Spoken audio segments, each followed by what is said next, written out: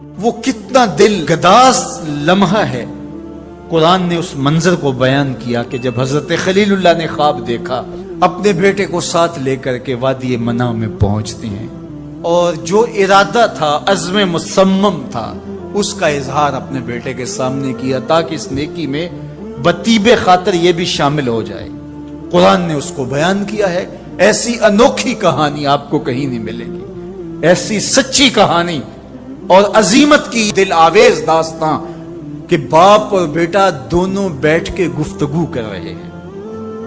کیا گفتگو ہے؟ باپ کہہ رہا ہے کہ یا بنیا، اے میرے بیٹے. جو اہل زبان ہیں وہ اس کی نزاکت کو اور اس کی لطافت کو سمجھتے ہیں کہ یا بنی نہیں کہا گیا، میرے بیٹے نہیں، یا بنیا. جس طرح ماں لاڈ سے اپنی بیٹی کو بیٹی نہیں کہتی، میری بچڑی کہتی ہے، تو جب وہ بچڑی کہتی ہے تو اس کے اندر گوند گوند کے محبت رکھی ہوئی ہوتی ہے. تو یہاں ذرا لفظ دیکھیے، یا بنیا، اے میرے بیٹے. اللہ اکبر. اردو کے دامن میں کوئی اتنی وسعت نہیں ہے کہ ان لفظوں کی تعبیر ہو سکے جو شہد ان لفظوں سے ٹپک رہا ہے جو حضرت خلیل اللہ نے اپنے بیٹے کے لیے لفظ استعمال کیے. یا بنیا، اے میرے دل بند، اے میرے جگر کے ٹکڑے، اے میرے فرزند نونہال، میں نے خواب دیکھا ہے. اس خواب میں تجھے ذبح کر رہا ہوں. یہ خواب آپ یا میں دیکھیں تو ہم تو اپنی بیوی سے بھی اس کو شیئر نہیں کر سکتے، ہمارے رونگٹے کھڑے ہو جاتے ہیں. لیکن بیٹے سے کہہ رہا ہے، اور یہ محض خواب کسی تفنن تباہ کے لیے نہیں ہے یا محض کوئی بات سمجھانے کے لیے نہیں ہے، اس کی تعبیر کی طرف بچے کو لانے کے لیے سنایا جا رہا ہے. کہا بیٹا میں نے ایک خواب دیکھا ہے. خواب کیا ہے؟ کہ میں تجھے ذبح کر رہا ہوں. اب تو بتا تیری رائے کیا ہے؟ اللہ اکبر. اب باپ بیٹے سے کہے کہ میں تجھے ذبح کرنا چاہتا ہوں تو بیٹے کا رد عمل کیا ہوگا؟ کوئی بھی تصور اپنے بیٹے کو کر کے سوچے کیا رد عمل ہوگا. اس کی آنکھیں پھٹی کی پھٹی رہ جائیں گی. وہ باپ کے ہوش و حواس پہ شک کرنے لگ جائے گا، کہے گا کیا بول رہے ہو، ہوش ٹھکانے ہیں؟ باپ ہو، سفاک ہو، کیا لہجہ ہے تمہارا، مجھے ذبح کرو گے؟ لیکن یہ فیضان نظر تھا یا کہ مکتب کی کرامت تھی؟ سکھائے کس نے اسماعیل کو آداب فرزندی؟ اقبال پوچھتے ہیں کیا تھا جس نے اسماعیل علیہ السلام کو آداب فرزندی سکھائے؟ وہ مکتب کی کرامت بھی تھی اور وہ فیضان نظر بھی تھا.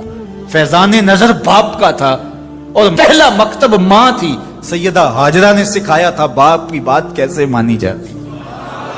جو مائیں بیٹوں کو، بیٹیوں کو باپ کی اطاعت سکھاتی ہیں وہ مائیں اپنی اولاد کو فرما بردار پاتی ہیں. ماں کے ہاتھ میں اولاد کی تربیت کا جوہر ہوتا ہے. یہ سیدہ ہاجرہ کی تربیت بول رہی ہے جب باپ نے کہا بیٹے میں تجھ کو ذبح کرنا چاہ رہا ہوں. کتنی بڑی بات ہے. آنکھیں پھٹی کی پھٹی رہ جاتی. یہاں بیٹا کوئی جواب نہ دیتا، اس سکتے کے عالم میں گردن جھکا دیتا. مکمل اطاعت کہلاتی، انقیاد امر کہلاتا، امتثال حکم کہلاتا. باپ کہتا میں تجھے ذبح کرنا چاہتا ہوں، بیٹا خاموش ہو جاتا. السکوت من الرضا. لمحے حساس ہوں تو خاموشی بھی رضا مان لی گئی تو بیٹا صرف خاموش ہو جاتا، سر جھکا لیتا. یہ کافی تھا. انقیاد امر تھا، حکم کی تعمیل تھی، امتثال امر تھا. لیکن بیٹا کیا کہتا ہے؟ یا ابت افعل ما تؤمر. ابا جی جو کرنا ہے کر گزریے. باپ نے جو پوچھا تھا وہ ذبح کے حوالے سے پوچھا تھا تو ذبح کا جواب ذبح سے مکمل امتثال امر ہے. لیکن بیٹا دو قدم آگے بڑھ کے کہتا ہے یا ابت، اے میرے پیارے باپ. اب اس میں بھی بیٹے کا لہجہ تبدیل نہیں ہوتا. جب باپ ذبح کرنے کا کہہ رہا ہو اس وقت میرے ابو کہنا یہ امتثال امر کی انتہا ہے. اور آگے کیا کہا؟ افعل، کر گزریے. یہاں یہ نہیں کہا ذبح کیجئے. باپ نے کہا ذبح کرنا چاہتا ہوں لیکن ذبح کے جواب میں ذبح نہیں آیا. ذرا دل تھام کے بیٹھیے. کتنا امتثال امر اور مکتب کی کرامت کا کیسے ظہور ہوتا ہے. یا ابا تفعل ما تؤمر. اے ابو ذبح کیا، جو بھی کرنا ہے کر گزریے. ماں میں عموم ہے، عموم. ما تؤمر، جو بھی حکم ہے. ذبح کیا ہے؟ جو بھی کرنا ہے کر گزریے، رہی بات میری تو یہ کام چھوٹا تو نہیں، ستاجے تو نہیں، انشاءاللہ من الصابرین۔ آپ دیکھیں گے میں صبر کر کے دکھاؤں گا، میں صبر کر کے دکھاؤں گا، تڑپوں گا بھی نہیں۔ اب یہ منظر قرآن نے بیان کیا، فلما اسلما، جب دونوں نے طے کر لیا۔ کیا طے ہوا؟ فلاں نمبر کی گاڑی خرید لے نہیں، فلاں پلاٹ خرید لے نہیں، فلاں پلازا لے لے نہیں۔ باپ اور بیٹے کی وادی منا میں بات کیا ہوتی ہے؟ باپ کہتا ہے میں تجھے ذبح کرنا چاہ رہا ہوں، بیٹا کہتا ہے میں ہونے کے لیے تیار ہوں۔ آپ دیکھیں گے کہ میں جنبش نہیں کروں گا۔ اب قرآن نے یہاں جو لفظ استعمال کیے، لفظوں پہ فلما اسلما، یہیں سے اسلام ہے۔ اسلام یہ ہے یار کے آگے سر تسلیم خم کر دینا۔ من مانی کا نام اسلام نہیں ہے، اللہ رسول کی اطاعت کا نام ہے۔ فلما اسلما، جب دونوں نے اس بات کو طے کر لیا، دونوں راضی ہو گئے، باپ ذبح کرنے پہ راضی ہے، بیٹا ذبح ہونے پہ راضی ہے۔ وَتَلَّهُ لِلْجَبِينِ، اور باپ نے بیٹے کو پیشانی کے بل لٹا لیا، ہاتھ میں چھری پکڑی ہے۔ بوڑھا باپ اپنے نونہال بیٹے کو ذبح کرنے پہ آمادہ ہے، جس کا کوئی قصور نہیں ہے، جس کو اللہ سے دعائیں مانگ مانگ کے لیا تھا۔ اللہ اکبر، کارکنان قضاء و قدر دم بخود ہیں، آسمان بھی سوگ کی چادر اوڑے ہوئے، وادی منا تھر تھر کانپ رہی ہے، رضوان جنت اور حوریں سسک رہے ہیں، مالک قیامت آنے والی ہے۔ کہا تم بھی کہتے تھے خلیفہ ہمیں بناؤ، ذرا میرے بندے کا انداز عبادت بھی دیکھو، میرے بندے کی باقی ادا بھی دیکھو، میرے حکم پر اس کی تعمیل دیکھو۔ اللہ اکبر، حضرت خلیل اپنے بیٹے کو لٹا کے ہاتھ میں چھری پکڑے، بیٹے کو ذبح کرنے کے لیے آگے بڑھتے ہیں، ہاتھ میں چھری لیے ہے اور گردن پہ رکھتے ہیں، اور پوری قوت کے ساتھ چھری کو گردن پہ پھیر دیتے ہیں، لیکن ایک بال بھی نہیں کٹتا۔ اس کا یہ مطلب ہی کہ چھری نے اب کام نہیں کیا، میں کیا کروں؟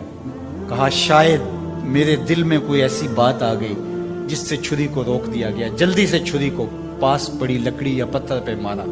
لما تقطعی یا سکین، اے چھری کاٹتی نہیں ہے۔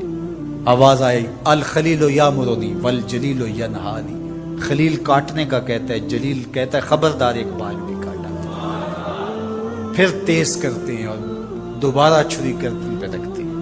اللہ اکبر، گلا کٹ جاتا ہے، خون بہنے لگتا ہے۔ حضرت خلیل خوش ہو جاتے ہیں، آنکھوں سے پٹی کھول دیتے ہیں، لیکن منظر کیا دیکھتے ہیں کہ جس کو ذبح کیا وہ بیٹا نہیں، وہ تو دمبا ہے۔ اور حضرت اسماعیل پاس کھڑے مسکرا رہے ہیں، بے ساختہ زبان سے نکلا اللہ اکبر۔ حضرت اسماعیل بولے لا الہ الا اللہ واللہ اکبر۔ جبریل امین جو دمبا لے کے آئے تھے وہ بھی پاس کھڑے اور مسکرا رہے تھے، بولے اللہ اکبر وللہ الحمد۔ اب ابراہیم علیہ السلام کی سرشاری کا عالم، جبریل امین موجود ہیں اور دمبا پڑا ہوا ہے۔ اب ظاہر ہے بات سیدھی سیدھی ہے کہ اللہ کے حکم سے سب کچھ ہوا۔ حضرت ابراہیم علیہ السلام کے قلب اطہر کو تسلی ہو گئی، لیکن عین اس موقع پر وحی کی چمک سے منا کی وادی روشن ہو گئی، اور وحی نازل ہوتی اور آواز آتی ہے وَنَادَيْنَاهُ أَن يَا إِبْرَاهِيمُ قَدْ صَدَّقْتَ الرُّؤْيَا إِنَّا كَذَلِكَ نَجْزِي الْمُحْسِنِينَ۔ عین اس موقع پہ ہم نے بھی آواز دی، ابراہیم بس بس تو نے واقعی خواب پورا کر دکھایا، ہم نے تیری سنت کو قیامت تک باقی رکھا، اور اس تیری نشانی مٹنے نہیں پائے گی۔ صدیاں بیتنے کے بعد آج بھی منا کی قربان گاہ سے لے کر دنیا کے آخری کونے تک سنت ابراہیمی